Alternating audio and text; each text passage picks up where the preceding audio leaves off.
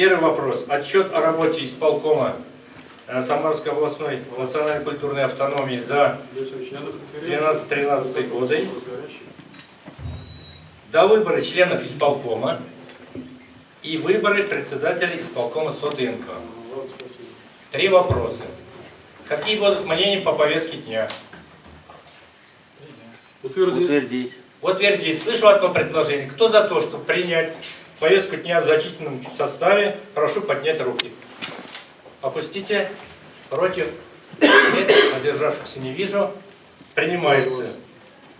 Приступаем. Так, нам, товарищи, необходимо установить регламент. Докладчик просит в пределах 12-15 минут.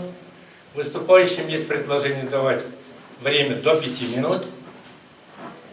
Справки в конце до 2 минут. Пойдет такой регламент?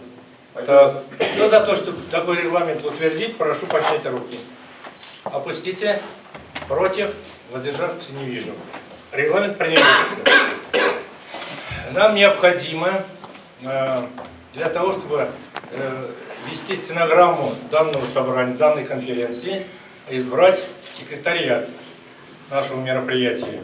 Предлагается секретариат избрать из 2 человек. Персонально я предлагаю, они в этом деле уже натренированы, Салимова Лилия и Гемазиева Лилия и Гельфанова Регина.